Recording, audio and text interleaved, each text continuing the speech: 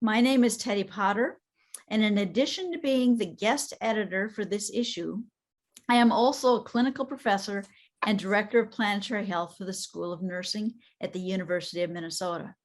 We want to thank the School of Nursing for its generous support of this event. Our school is on the land of the Dakota people. It is my pleasure to introduce Marty Lewis Hunstiger, Editor-in-Chief of Creative Nursing. Welcome, Marty. Thank you, Teddy. So on behalf of our journal, I'd like to welcome you all to this celebration of the publication of this issue. This is volume 28, number 4, and the whole official title is In It Together, Promoting Planetary Health. I'd like to acknowledge by name some of the people without whom this issue of the journal wouldn't be what it is. As of this morning, we had 53 people registered. So even in gallery view, I won't be able to see everyone at once, but if I name you, please wave and know that we love you. So first of all, our amazing editorial board members of our journal, past and present. I'm going to name them all: Cyrus Bethesda, Bridget Carter, Terry Grainer, Barbara Green, Jen Guanci, Joan Carnes, Susan Lampe, Heidi Orsted, Mary Colarutis, Marie Manthe, Jim Meyer, Teddy Potter, Jane Robles, Larry Savette, Tammy Sinkfield-Maury, Rebecca Smith, Lorraine Stiefel, Lori Steffen, Chris Subi, Dory Taylor Sullivan, Roxanne Wilson, and Atasham Yunus. Our champions past and present at Springer Publishing. Without Springer, we would not be what we are.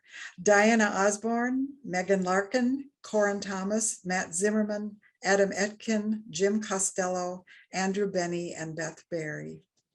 Creative Healthcare Management is a healthcare consulting company that has sponsored this journal for more than 25 years.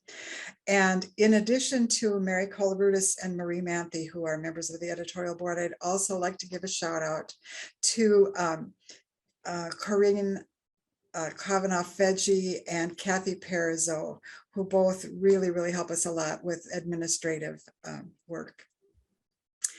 Teddy, back to you. We have so many rich articles to discuss that there isn't time for a formal Q&A during this event. We encourage all of you to reach out to the authors personally via email with questions and comments. We'll post the list of the corresponding authors' email addresses in the chat. There's an annotated table of contents that briefly describes each article.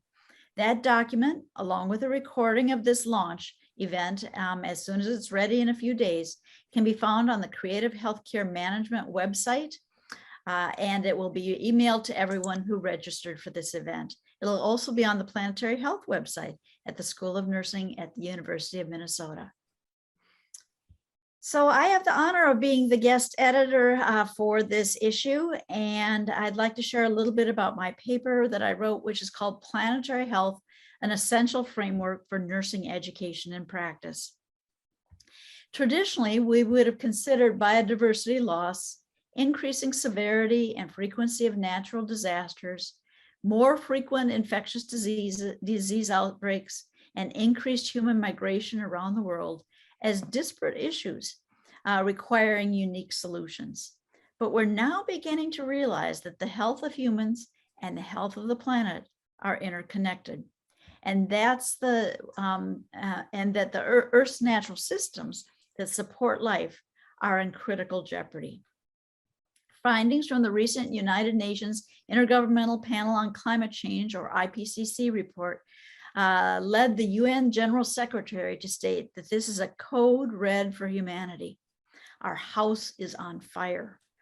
All global nurses must take immediate action to protect our patients, communities, and all life on the planet.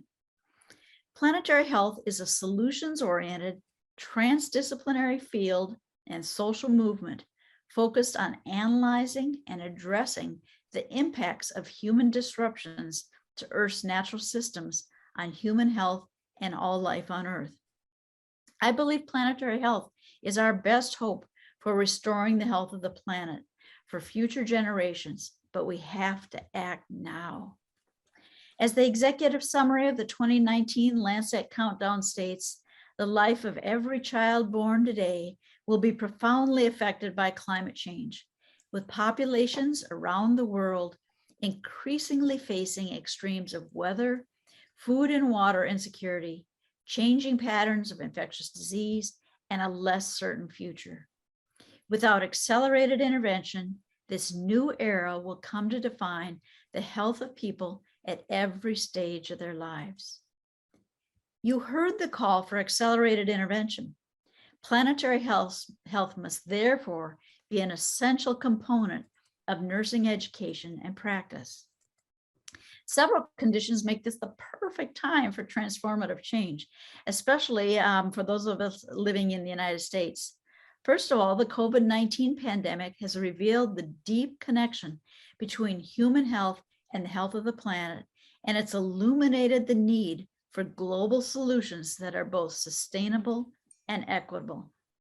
The Future of Nursing 2020-2030, charting a path to achieve health equity report in the United States, acknowledged the urgent need to address climate change. In addition, this spring, the new American Association of Colleges of Nursing Essentials for Nursing Educations was released.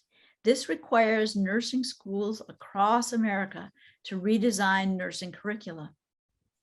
Competency 3.6b of the new essentials states that the students must understand the impact of climate change on environmental and population health.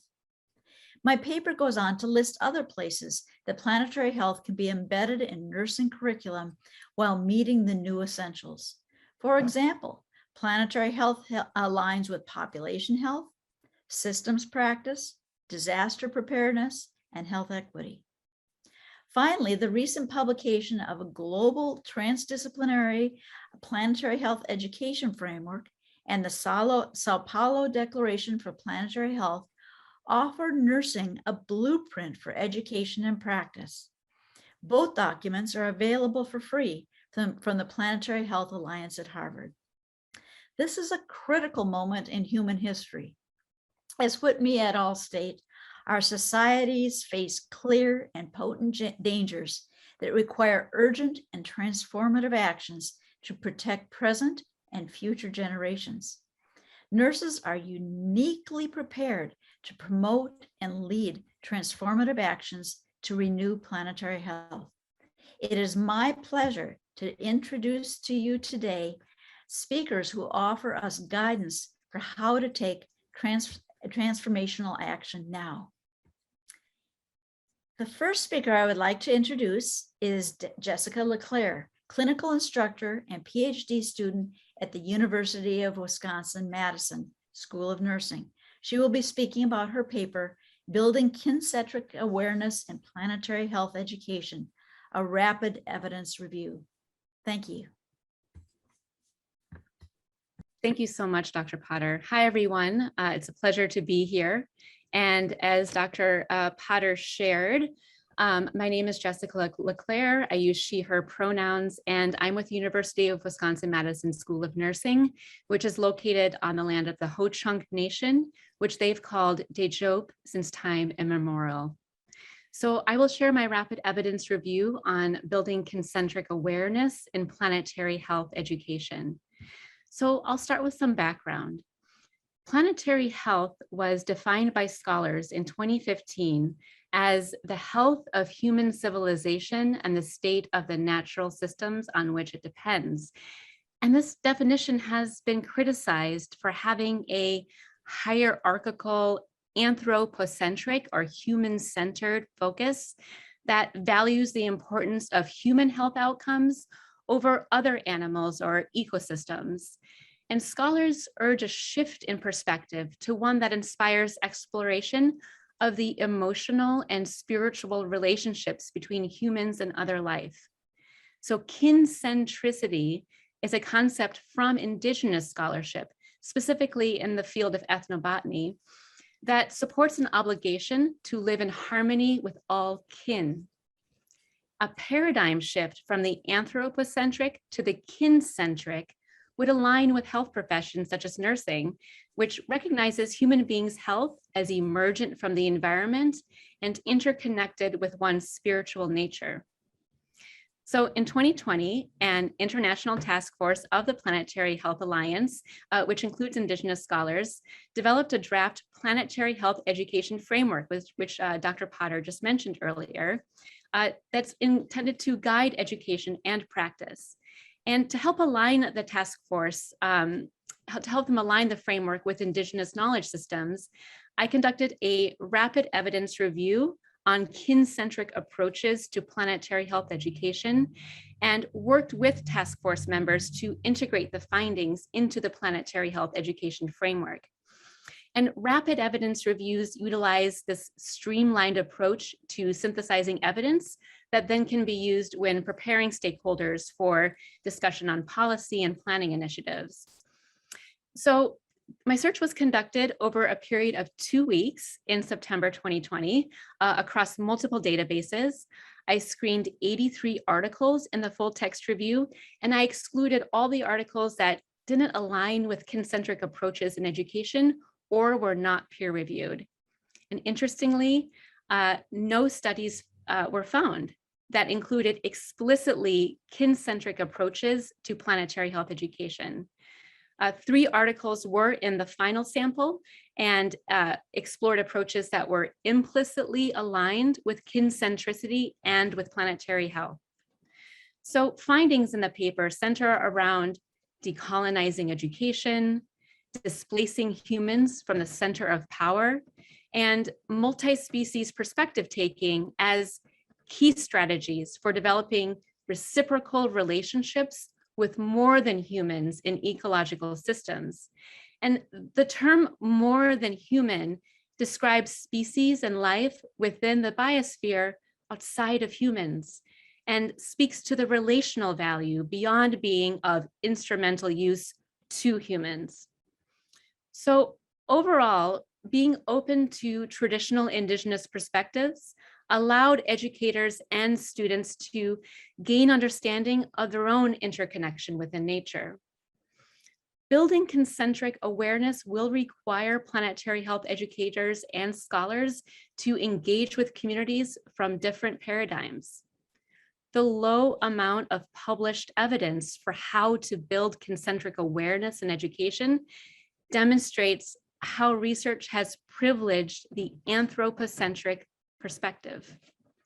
In particular, planetary health scholars and educators of colonial settler heritage, myself included, will need to reckon with historical power dynamics related to the processes of design, decision-making, implementation, and evaluation with Indigenous and more than human communities. And further knowledge development of kincentric approaches in research and education is warranted and could lead to transformational practices that advance planetary health. So thank you very much for your close attention. Thank you, Dr. Leclerc. I would now like to introduce you to Dr. Barbara Astell, Professor of Nursing and Director of the MSN program and Director of the Center of Equity and Global Engagement at Trinity Western University, Langley, British Columbia, Canada. Welcome, Barbara. Thank you, Teddy. First, I would like to acknowledge that I'm grateful to live and work as a guest on the traditional, ancestral, and ceded territory of the Stolo people in British Columbia, Canada. The paper I wrote for the edition of Creative Nursing, entitled Planetary Health in Nursing, a Transdisciplinary Equity-Centered Approach.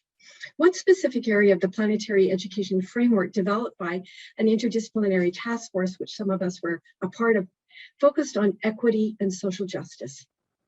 The planetary education framework is comprised of 5 interdependent and interconnected foundational domains: interconnection within nature, the Anthropocene and health, systems thinking and complexity, equity and social justice, and movement building and systems change.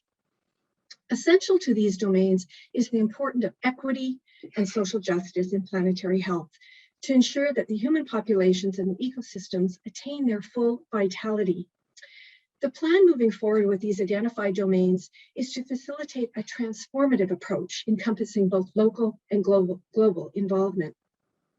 To understand how nursing can move forward in addressing the call to action for the emerging field of planetary health, is to apply an equity-centered framework that illuminates strategies to ultimately support policy and implementation globally.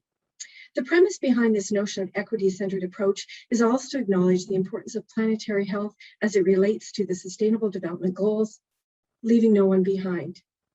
I took the Pan-American Health Organization PAHO Equity Commission's conceptual framework with its desired outcome of promoting health equity within a dignified approach as a comparison with the Planetary Health Education framework, in which equity is also an important component for planetary health education.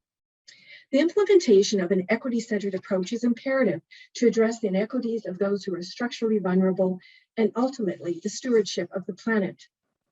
What is significant about the work of the PAHO Equity Commission is that they move beyond the statement that health is more than a means to some other end, to state that better health and greater health equity come when life chances and human potential are freed to create the conditions for all people to achieve the highest possible level of health and to lead dignified lives. The PAHO Equity Commission built on the work of WHO's Commission on Social Determinants of Health framework. This framework takes into consideration other areas of inequities that could be closely related to what is being explicated in the domains of planetary health education framework, providing another perspective to further explore how these domains can be understood when applied to curricula. The PAHO framework moves further in a statement of taking action, focusing on governance and human rights. The emphasis on governance addresses new approaches, moving away from a top-down approach to encompass participation by local people and communities. Aligned with governance is accounting for human rights, which leads to ensuring that all persons can live a dignified life as individuals and members of their communities and societies. Emphasis on the desired outcome of a dignified life associated with greater health equity aligns with the planetary health education framework domain of equity and social justice. This domain exemplifies the notion of both the rights of nature and those of humans, and gives all ecosystems and human populations, present and future, the opportunity to attain vitality. In addition, the planetary health education framework strongly suggests that realizing such vitality and human rights demands acknowledgement of the education processes within the capitalist or neoliberalism, white supremacy, racism, historical and political injustices, and settler colonialism. In addition, the PAHO framework emphasizes in the governance structure the importance of including local people and communities that contribute to defining problems and generating and implementing solutions. Similarly, the planetary health education framework emphasizes inclusion of local and global communities in working towards justice, well-being, and a thriving environment.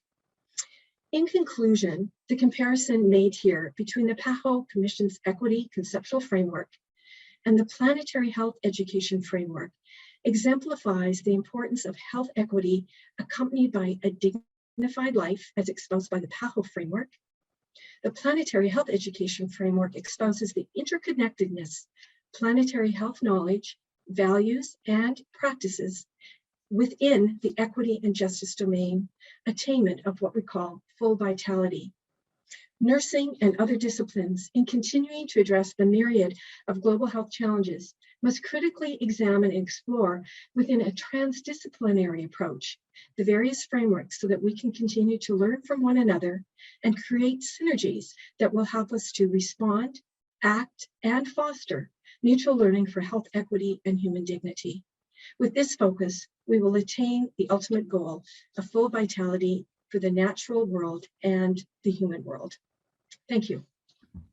Thank you, Dr. Astell. I love that idea of we're now nursing also the unborn, which I think is a wonderful new addition to all the people that nurses care for.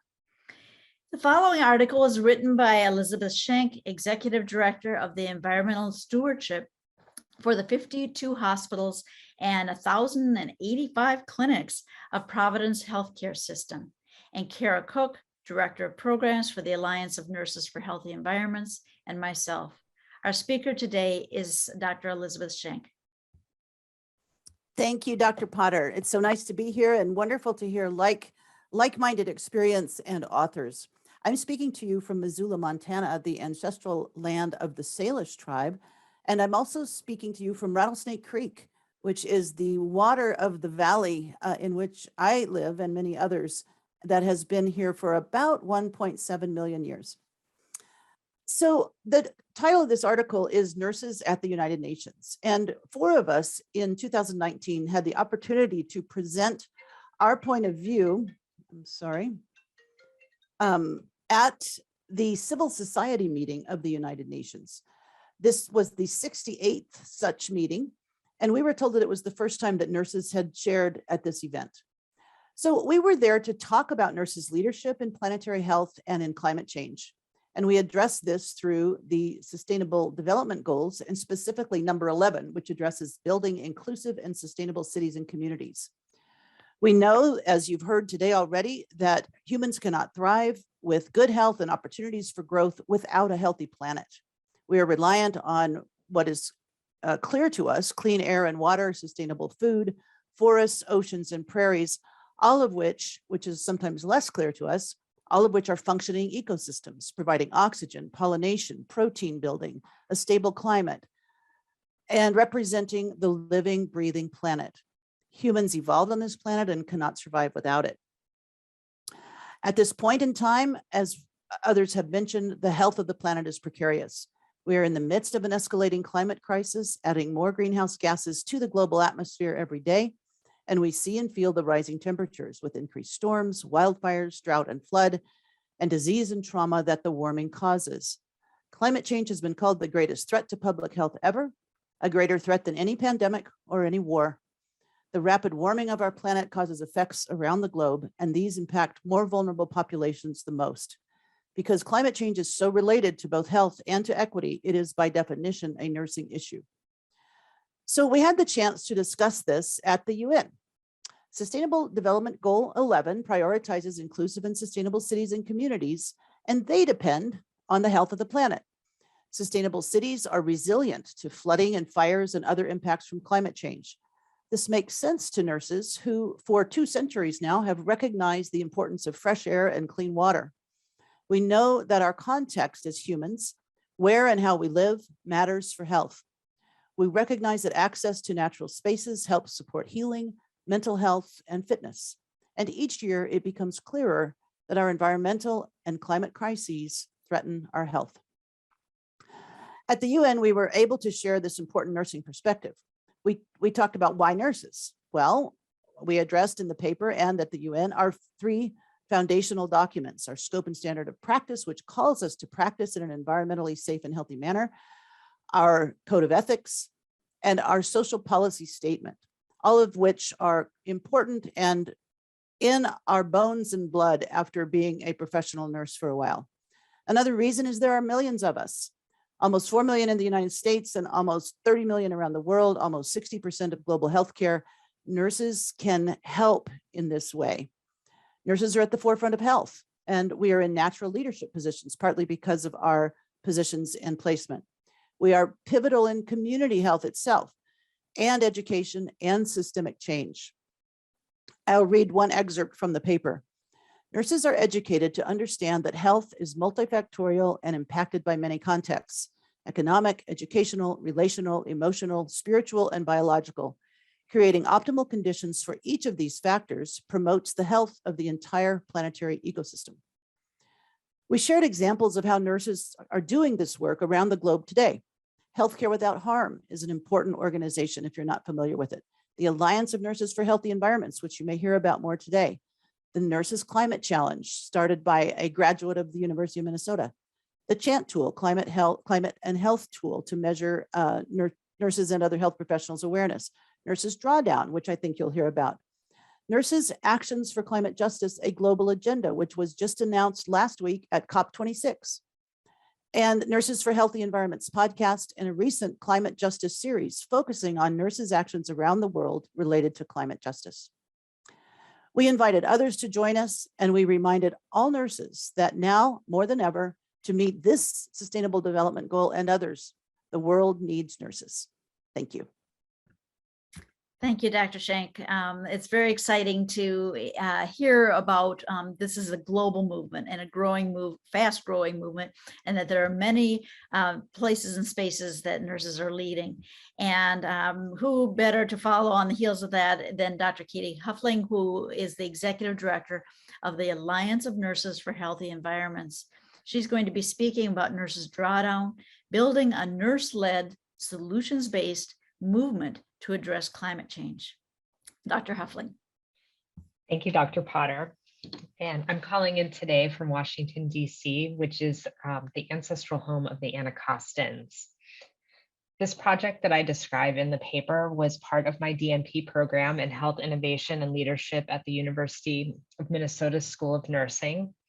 And I just want to take a moment to thank Dr. Potter, who had the original idea for Nurses Drawdown and has been just such an amazing mentor and friend. I just returned from COP26, where I was there for a couple of weeks, and it has really highlighted for me how important nurse leadership is now and will be over the next few years as we try to prevent the global temperature from increasing more than 1.5 degrees Celsius. As the largest portion of the healthcare workforce and as the most trusted profession, we have a moral duty to work together and with our health colleagues to transform the health system into one that is regenerative instead of extractive.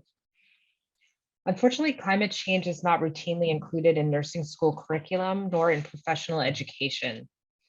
This leads to nurses not incorporating climate change into their practice, research, and advocacy. There's also evidence that nurses who are aware of the health impacts of climate change are motivated by feeling overwhelmed, not knowing what to do, and not knowing enough. The Nurses Drawdown Project is a project of the Alliance of Nurses for Healthy Environments, or ANNE as we affectionately call it, and Project Drawdown. Founded in 2014, Project Drawdown is a nonprofit organization that seeks to help the world reach drawdown, the future point in time when levels of greenhouse gases in the atmosphere stop climbing and start to steadily decline. They are a leading resource for information and insight about evidence-based climate solutions. Nurses Drawdown is designed to engage nurses globally who may not already be participating in climate change solutions, to address the feelings of powerlessness related to climate action, and to expand the community of nurses around the world working with ANNE to collectively address climate change. The components of this quality improvement project were website development and outreach for nursing organization partnership. And you can find the website at nursesdrawdown.org. Nurses Drawdown utilizes evidence-based techniques for web design and movement building to engage a global nursing audience. The Nurses Drawdown Planning Committee, which was comprised of an incredible group of nurse climate leaders from the US and Canada, chose 5 action areas. These were chosen because of their significant connection to human health. They are food, which is composed of plant-rich diets, use of clean cook stoves and reduced food waste. Mobility, which is bike infrastructure, walkable cities, and mass transit. Gender equity, which includes educating girls and access to family planning. Energy, which is supporting a clean energy future by promoting energy efficiency and advocating for a transition to renewable energy. And finally, nature-based solutions, planting trees and protecting forests. The website contains information on why these 5 areas of action are important to climate change and health, and provides a robust menu of actions that nurses can take all along the engagement spectrum, from novice to experienced. We did broad outreach to nursing organizations around the world for partnership for the Nurses Drawdown launch. We had 16 nursing organization partners who are listed on the website for that launch. We'd originally planned to launch Nurses Drawdown around Earth Day in 2020, but ended up delaying the launch until June 22nd, 2020, due to the COVID pandemic. We held a webinar co-hosted with Sigma Theta Tau to announce the launch and invite nurses to participate. Since then, we've been tracking engagement on the website and with emails. We had nurses from 16 different countries register on the website during the first month, which surpassed our goal of 10 countries represented within 1 month of the launch. We now have approximately 1,000 nurses signed up to take nurses drawdown actions. We didn't reach our goal of having 25 nurse organization partners for the launch. Many organizations were just stretched too thin due to the pandemic and wanted to see the website live, and nurses engaged for a bit before committing as a partner. We were also challenged by lack of funding. This project has been largely driven by amazing volunteer efforts, but having increased funding would allow for a more sophisticated website and analytics and more consistent outreach to those who have signed up on the website. While the launch was slowed due to the pandemic, its success has shown that this type of action-oriented website could serve as a model for other nursing initiatives looking to engage a broad global nursing audience. Thank you. Thank you, Dr. Huffling, and we appreciate that you're kincentric. We welcome all the beings in your house at this point in time. I'd like to next introduce Dr. Janet Elizabeth Roden. She is the professional officer at New South Wales Nurse and Midwives Association, and Dr. Teresa Lewis, who's the sessional academic at 2 Australian universities. Teresa Lewis will be presenting the paper from Australia, which is for our global partners, a real gift of time that you made the effort to come across many time zones to present. So thank you for being here today. Thank you, Dr. Potter. And I acknowledge the Kabi Kabi people whose land I gave this speech on today, which is in Noosa in Queensland. Australian healthcare facilities contribute 7% of their emissions to global warming. Hence, there is the need for change for a business as usual approach to a more innovative systems. Sustainable systems processes are about problem solving traditional ways of operations that cause harm to encompass a process that is more sustainable and environmentally friendly. Climatic conditions that produce adverse weather events are not conducive for maintaining healthy communities or a healthy planet, and will therefore produce major complications in the future. The World Health Organization and Healthcare Without Harm in 2009 suggested a systems approach of 7 key elements that would be favorable for reducing greenhouse gas emissions in healthcare facilities. These 7 key elements include energy efficiency, green building designs, alternative energy generation, transportation, food waste, and water. The manuscript, looking beyond nursing education practice to include sustainable healthcare systems processes, provides a brief insight into the 7 key elements, some of which can be identified by nurses as achievable in their daily practice. By addressing these systems processes, healthcare facilities will be rendered more sustainable to both the health of humans and planetary health. The manuscript delivers a strong message to agents of change who are considered the largest cohort of the healthcare professionals, who work at the front line and can propel mitigation measures to address the failing human and planetary health systems. This is a difficult call-in, as humans are merely the caretakers or stakeholders who have a vested interest in maintaining a healthy planet for intergenerational equity.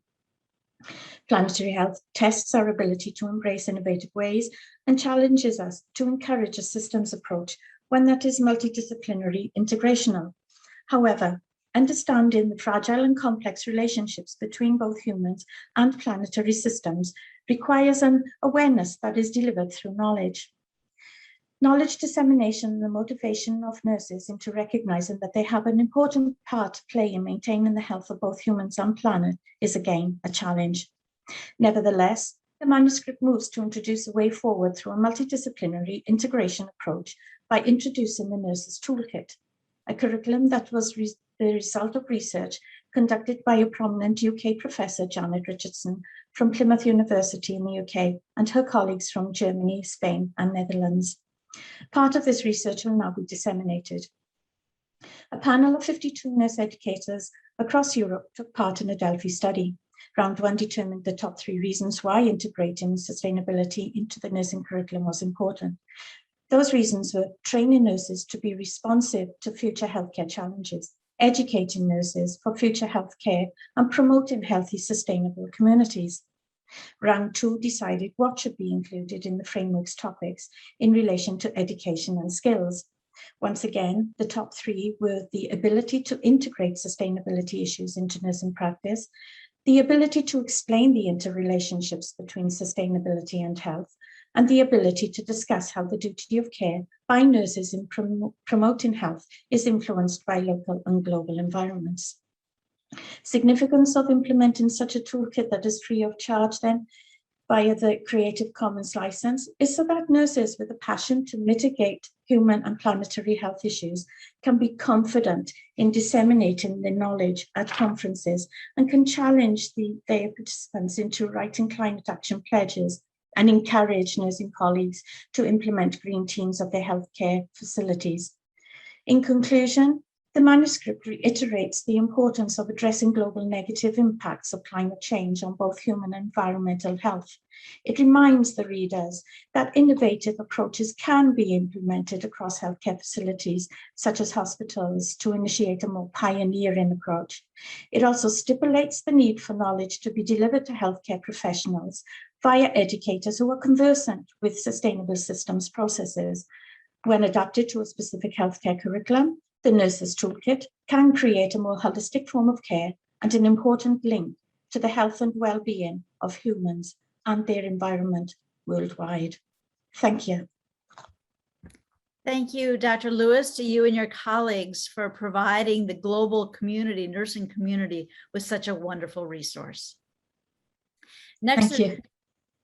Next, it is my pleasure to introduce three of my colleagues, Dr. Diana Drake, clinical professor, Dr. Ann Hayden, clinical assistant professor, and Dr. Stephanie Delkowski, clinical assistant professor, all in the Child and Family Cooperative at the University of Minnesota School of Nursing. They will be presenting their paper, Love the Food That Loves You Back, a Planetary Health and Women's Heart Health Partnership. Thank you, Teddy. I'm honored to be a part of this panel, this distinguished panel, and also to be here with the two co-authors of the article. Planetary health and human health, as we know, is inextricably linked in a complex relationship that we are just beginning to really understand. It crosses generations, class, income, and gender. One of the key points in our journal article is that the impact of planetary health, degradation, and disruption in natural systems is not a gender-neutral issue. Worldwide, women have less access than men to resources such as land, credit, agricultural input, decision-making structures and leadership, technology training, and extension services that could enhance their capacity to adapt to climate change. The lack of disaggregated data on the impacts of climate change for those assigned female at birth and those who identify as female has made reported sex or gender-specific inclusions difficult.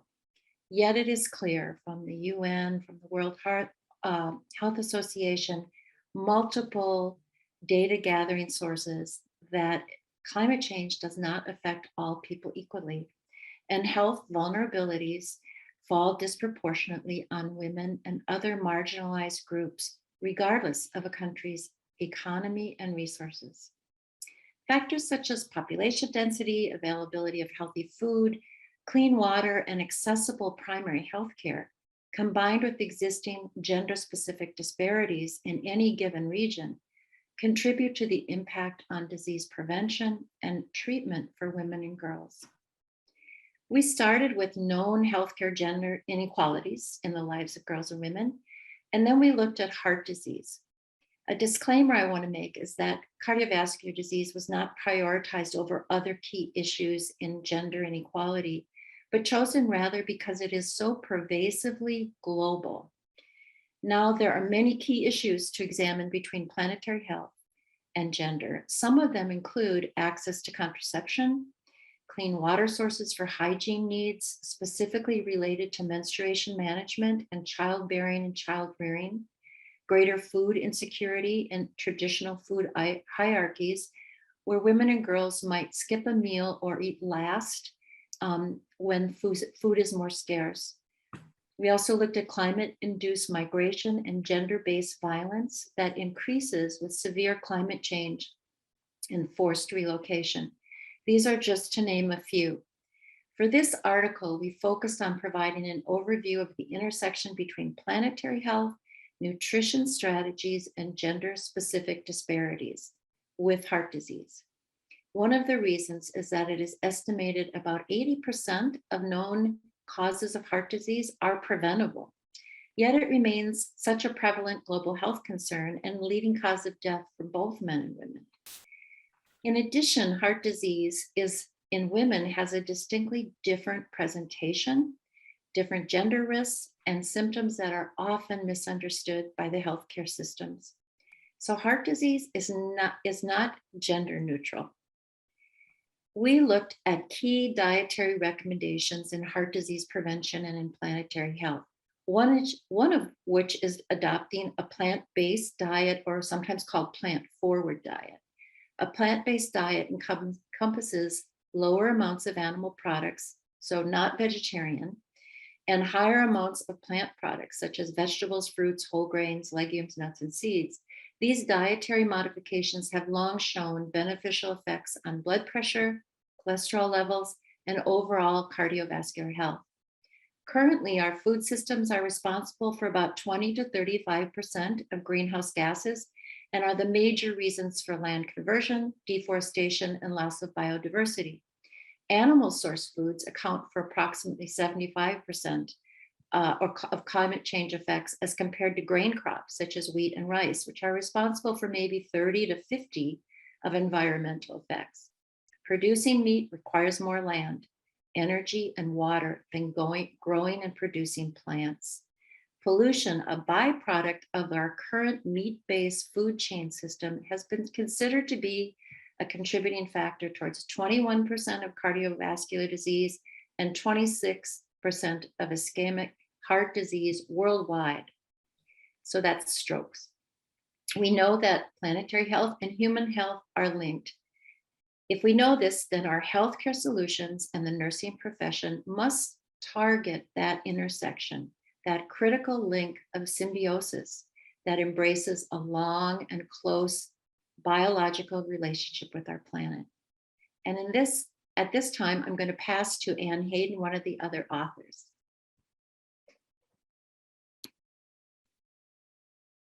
I forgot my mute button there for a second. So heart disease is the #1 cause of death for men and women worldwide. According to the World Health Organization, an estimated 17.9 million people will die from cardiovascular disease in 2019. That's 32% of all global deaths. 80%, as Diana mentioned, of premature heart disease is preventable. So by addressing poor nutrition, we can make a dent in this issue. Plant-based diets have become really popular, help to reduce the environmental footprint of our diet and promote human health and animal welfare. A plant-based diet can reduce cardiovascular risk and improve cardiac function. So by educating our patients and families on health promotion and disease prevention and the benefits of a plant-based diet, it's an important step towards planetary health. And I'm going to pass it over to Stephanie. Thank you both. So I will sort of conclude our presentation today in recognizing that nurses must recognize the complex relationship between human and planetary health. They play a critical role in assessing patients' food security and educating the public about personal benefits of nutritious, healthy, and sustainable foods, as well as how these food choices can impact planetary health. Utilizing the concepts of integrative and holistic approaches that are at the foundation of the nursing profession, nurses and nursing leadership are at a unique position to advocate for health promotion, educate on the critical connection to planetary health, and be involved in policy change. The United Nations Sustainable Development Goals urge countries to mitigate climate change under Global Goal 14 and promote gender equality under Global Goal 5. Join us in taking action on these issues. Thank you. Thank you so much. It was such a great presentation that really demonstrates when we take action to help improve human health, we can at the same time improve the health of the planet. Next, I'd like to introduce to you Joanne Coleman Brigham, a Senior Research Fellow in the College of Design at the University of Minnesota. and is a teacher in the interdisciplinary Grand Challenge curriculum. She's also a wonderful ally of the School of Nursing. Welcome, Joni.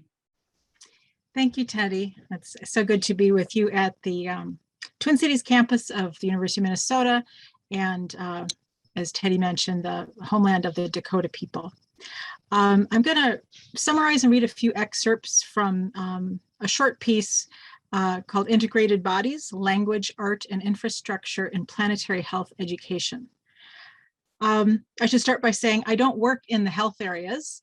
I am an artist, architect, writer, researcher. So my article starts with an excerpt of a poem that I wrote as part of a public art project that I think shows why I am so fond of and drawn to the field of planetary health. The bird and flower, man and beast, we all are one from best to least. We come from earth and breathe her sky.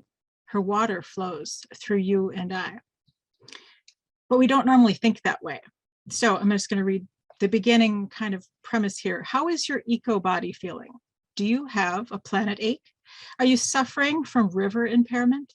These questions would be surprising on a health intake form because the domains of personal and planetary bodies are viewed separately, but as system thinkers, ecologists, and those in the growing field of planetary health know, the two are inseparable. The planetary health education framework centers on the principle of human interconnection within nature, representing a shift from the dominant dualism of humans and nature as separate. I go in the article and talk a little bit about how it describes the causal factors of how we got away from this former kind of innate sense of our interconnection to this sense of separation. One of the factors Planetary Health Education Framework discusses is that industrialism separates everyday life from contact with natural sources of food and other resources. And this enables the perception that humans are separable from nature. So this is where I've long been interested in the role of infrastructure, kind of maybe strange to say, but pipes, wires, ductwork, as an architect, as a kind of secret architecture of interconnection, and wonder why, when water is the source of life, do we hide it and have it enter our buildings in such hidden ways. I think that the tools of culture, art, language, architecture, both reveal and can influence culture. And so as we need to return to original paradigms of human nature interconnection, I'm interested in these tools of culture to help heal that divide. One of my responses has been to create an art-led and design-led environmental education curriculum called Earth Systems Journey.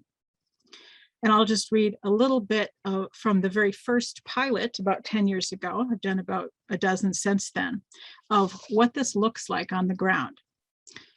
In 2011, in collaboration with the staff, teachers, and community partners, I took 39 children ages 4 to 6, on a journey of their urban water cycle, starting from their classroom sink and leading to the Mississippi River, which is both the source of their water as well as its destination after it flows down the drain and is treated at the wastewater treatment plant.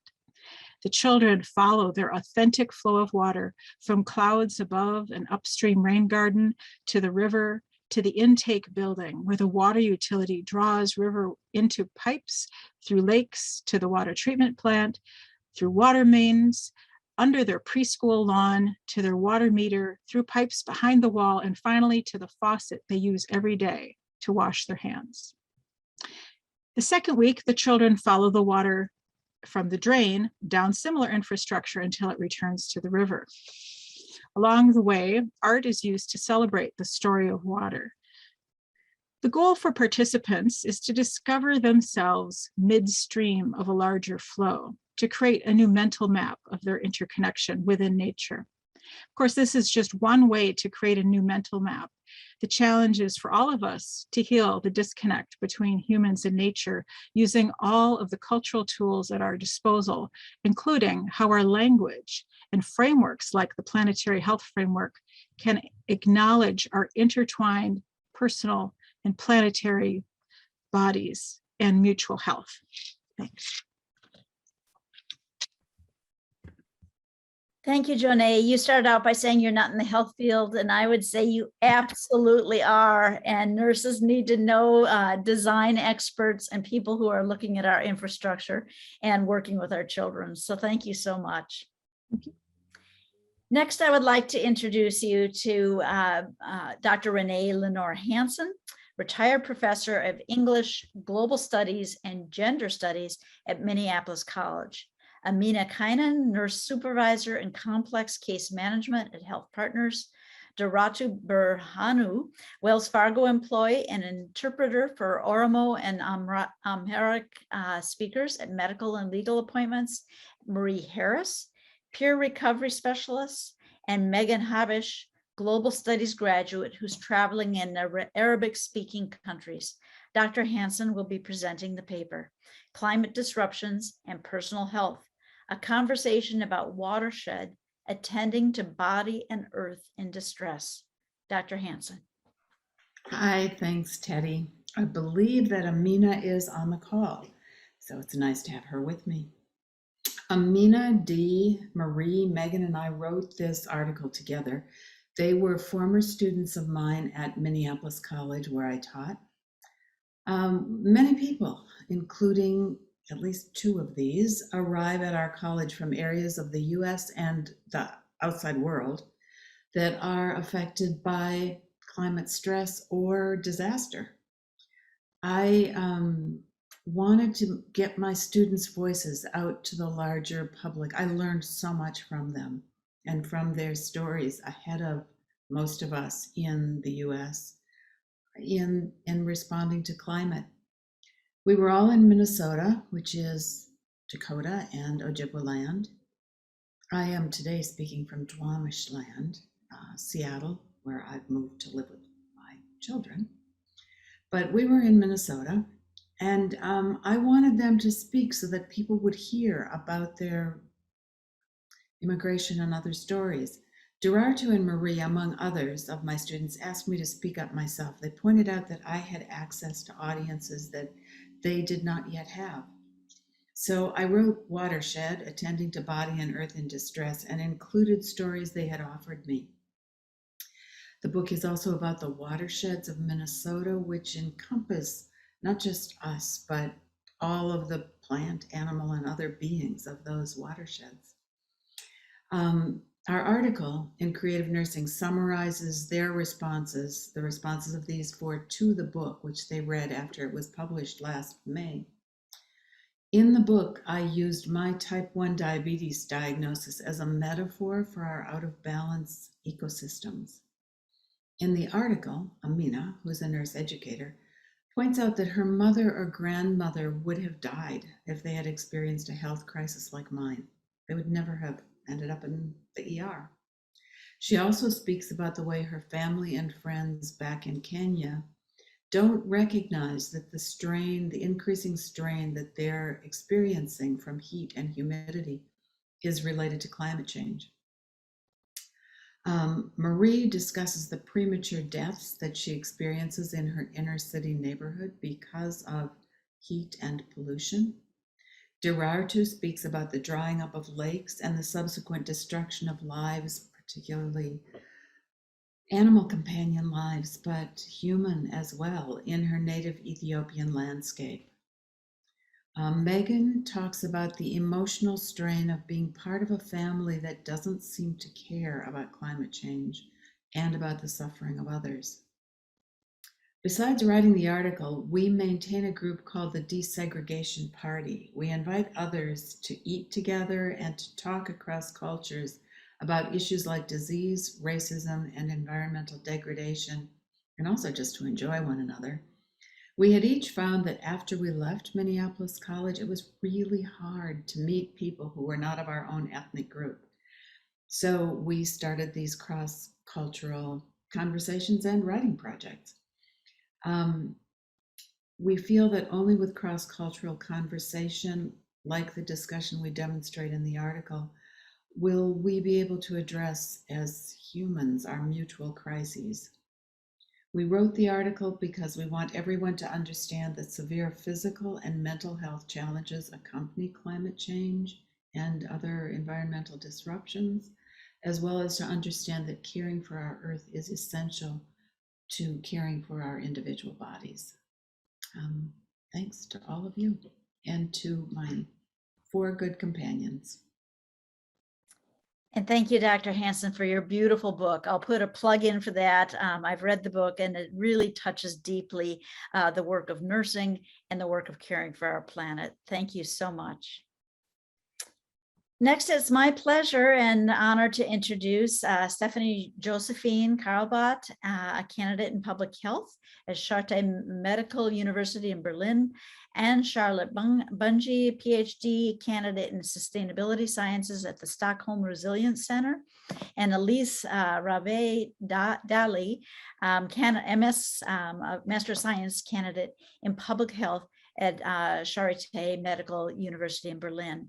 The paper they will present today is being presented by Elise Dali, who stayed up extra late to be able to join our global conversation. And she'll be talking about insights into a planetary health journey in Germany. Thank you.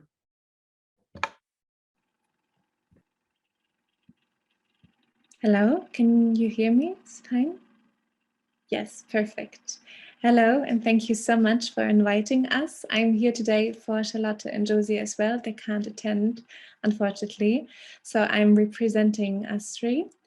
We are all studying, or we were all studying public health at the Charité in Berlin, and we met in this case, and we were united by planetary health. We had a course, a class, and we heard about planetary health, and were all independently from each other, very fascinated of the idea. We had heard of global health and One Health, but planetary health seemed new to us.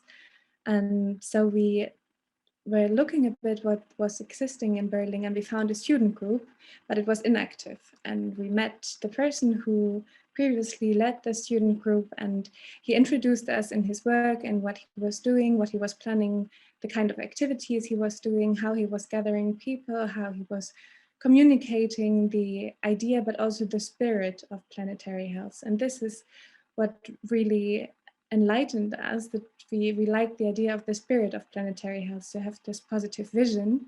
So we decided to take on the student group and to continue the work, and we planned many activities. We invited people from other classes because we wanted to have this interdisciplinary approach, so move away from the medical aspect of planetary health, but also introduce classes from environment and other sciences.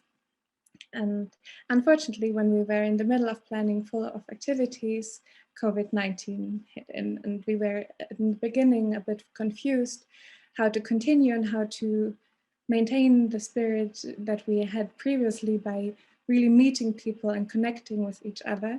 And then all of a sudden we shifted to the digital space, and in the digital space, we got to know the Planetary Health Club from Brazil, for example. We worked with them, and like today, we are here and I can attend with you, even though I'm on another continent. And this is, I think, really the idea of planetary health, that we as a world community come together and unite and create a strong network where we can build up resilience facing the problems that we have now and also in the future.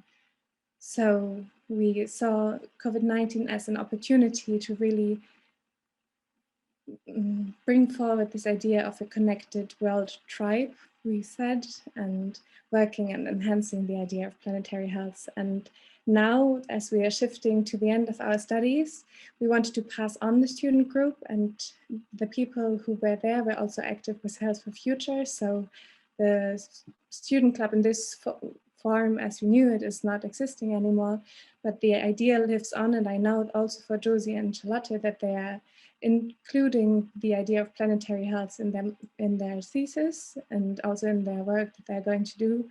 And also my master thesis is linked to planetary health. So it really has shifted our mindset, and we were really, really grateful also for the opportunities that arose with Teddy. We met Teddy in the Student Ambassador Program from the Planetary Health Alliance, and all this writing this article with you and now also doing our work that we do is a great chance, and I think a very positive and lightful idea of how the future can look, and not only the dark dystopian views that we are facing in so many articles and people around. And telling them about planetary health is always bringing light and idea and vision and creativity.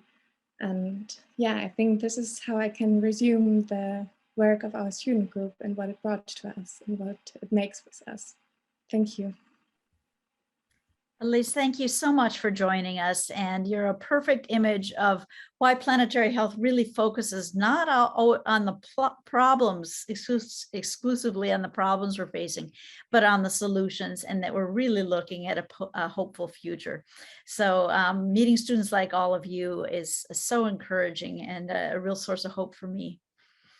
Next, I'd like to introduce Dr. Donna, Biederman, Associate Professor and Director of the DUSON Community Health Improvement Partnership Program, Michelle Hartman, Assistant Professor and Assistant Dean of the ABSN Program, Sayatha Amareskara, excuse me if I said that incorrectly, statistician, all at Duke University School of Nursing in Durham, North Carolina, and Chris Schneider and Patricia Alvarez,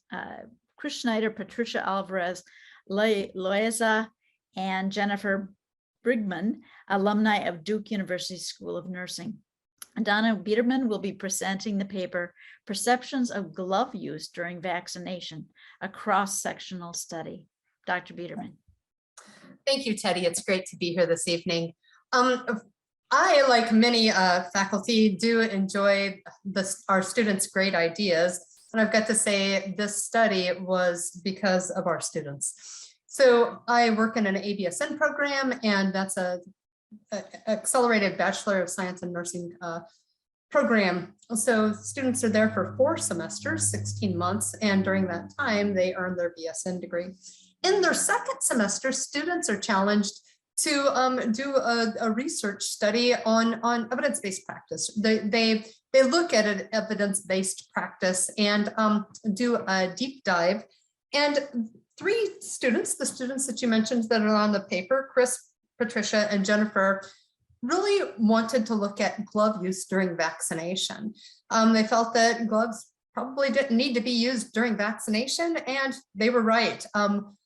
The WHO, or excuse me, the World Health Organization, OSHA, and the CDC all say that vaccination, unless special circumstances, really does not require glove use. And this was prior to our influenza vaccination campaign. So their following semester, in their 3rd semester, Chris, Patricia, and Jennifer all participated in a program we have called Flu Fighters. They do this as an independent study with a lot of other students and post-vaccination clinics. And Chris and Patricia and Jennifer said, you know what? We don't want to wear gloves. And prior to this, we did require students to wear gloves. And it was really for that muscle memory and getting them used to donning gloves before they're going to do something where they may have exposure to blood or body fluids. And so we said, great, you know, they're exercising this evidence-based practice or desire to evidence-based practice, to enact evidence-based practice. So we said, let's just do a research study. They signed up with me to do a research study about it, developed a short questionnaire, and then distributed to a convenient sample of people that presented to clinic for vaccination. The vaccination clinics were held on Duke University campus. So mostly the people being vaccinated are the faculty, students, and staff, maybe vendors of the Duke University. During the vaccination clinics, they vaccinated almost 6,800 people in a short amount of time in 10 vaccination clinics. And 789 people went ahead and did the survey. Really, the survey was looking at the perceptions people have about glove use during vaccination. And we grouped the participants of the survey into non-healthcare, medical school, and nursing school. This was based on clinic location. Interestingly, the vast majority of people agreed with the following statements: that healthcare workers should always wear gloves when administering vaccines. If they were a healthcare, medical or nursing student, they felt safer wearing gloves. As a patient, they felt safer if the nurse was wearing gloves. Patients felt, or across the board felt, that it really demonstrates professionalism if you wear gloves when administering vaccinations. Interestingly, people had a little bit of concern about the environment related to vinyl or latex pollution related to vinyl or latex gloves. So more than 50% of people across all the different groups did agree that they were concerned about environmental pollution. However, most of them still felt that wearing those gloves was really an act of professionalism and safety. So the interesting thing, only one of those prompts actually had a statistical significance, where nursing said, not so much. So healthcare workers should always wear gloves when administering vaccines. Nursing was least likely to agree with that statement, but still 81% of the nurses surveyed did agree with that statement. So I think that this was a really interesting study. I'm glad that our students prompted us to do this, because still, even with the amount of COVID vaccination that's being given, the CDC, OSHA, and the World Health Organization does not require glove use during COVID vaccination administration. And I believe that nursing really needs to promote this. Gloves are one of the PPE items that account for 85% of medical waste. Oftentimes, gloves are incinerated, releasing very harmful chemicals into the community. Many times, these incinerators are located in communities of color or low-income communities, or in countries, developing countries that do not have the environmental controls that the United States does. And so I believe that it's really that nursing does have a huge role to play here, particularly faculty and schools of nursing, to promote evidence-based practice and to not require nursing students to wear gloves during vaccination. Really appreciate our students for bringing this, this issue to our attention, and really happy that Creative Nursing published this article. Incredibly thankful for that. And Teddy, thank you for inviting me to be on this panel today. Thank you, Dr. Biederman, for your very, very important contribution to the literature of planetary health. Old habits die very hard. And so the more that we have research supporting behavior change, hopefully we will get there one day. Thank you so much. I'd next like to introduce Lorraine Martin Capelli, Associate Professor of Nursing at Queensborough Community College in Bayside, New York. Her article is From the Ground Up, an immersive farm experience for nursing students. Lorraine. Great, thank you. Hello, everyone. Thank you for having me. As Teddy just said, my name is Lorraine Capelli from New York, an associate professor at Queensborough Community College nursing program, one of the most diverse urban counties in the United States. And I'll be discussing my article, Immersive Farm Experience for Students. My philosophy as an educator relies on student-centered pedagogy and transformational experiences to create active learning, personal growth, and engagement. Learning needs to be fun, innovative, and beyond the classroom walls for impactful, reflective learning. Nursing is holistic, and it's important to maintain that approach when teaching students about the connections of soil biodiversity, farming practices, dietary patterns, and human health. Simply put, to think of food and human health in connection with the planet. And we do that very well as nurses, because that's always been our approach. So nurses play a vital role in promoting nutrition and health equity in our communities. Unfortunately, the COVID pandemic had magnified decades of health disparities and the impact of social determinants on our health outcomes. So my article is about taking a group of diverse first-year nursing students for an immersive experience on a farm. The day comprised of meeting key staff members on the farm, learning about regenerative farming practices to improve nutrient density and land preservation, and participating in multiple hands-on activities throughout the day. Some key points to my article are about the staff the students interacted with. I'm also hearing the staff's vision of protecting the planet while improving food health, and also learning about the daily operation of maintaining the land's resilience. The students met the educator whose vision was to foster healthy eating patterns by promoting sustainable foods, and the mission of connecting with stakeholders across the food system continuum, namely the farmers to industry partners, to the healthcare professionals, and to the consumers of food. They also met the farmer in the fields, where the students got to harvest many vegetables, and they actually ate the vegetables right from the ground. They worked in the fields, they picked up the soil, they felt its moisture and its microbial richness, as the farmer explained regenerative farm practices. They also met the baker in the kitchen, examined approximately 7 different grains they grow on the farm, as they tasted a variety of breads while smelling freshly made whole grain bread coming out of these large ovens. They met the livestock manager in the pasture with the cows, the sheep, the chickens, and the herding dogs, whose discussion was based on rotational grazing to reduce carbon emissions and improve the planet's resilience. The students collected a basket of eggs from free-range chickens. The day culminated in a meal from the farm's harvest in an old restored barn with a round table of chefs, farmers, and other staff they met earlier that day. Conversations include a review of sustainable practices on the farm to promote healthy agriculture, but it also included topics of social determinants of health, health disparities, and accessibility of healthy food in our neighborhoods. This was a unique transformational farm experience where students had the opportunity to see, smell, and taste the food, meet the staff, and also gain exposure to the farm philosophy, and also to participate in the operation of the farm.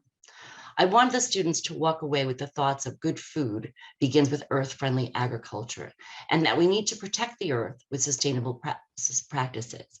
I also wanted the students' takeaways to include that there are multifactorial reasons for poor diets, and to understand it's within the nurse's role and responsibility to educate and reduce minority health disparities on diet and disease. And lastly, to promote health equity, nutritious food accessibility, and narrow the gaps in health outcomes of underserved communities. As an educator, either in academia or in our healthcare facilities, it is our obligation to provide well thought out, engaging opportunities to promote population health and the health of our planet. Thank you very much.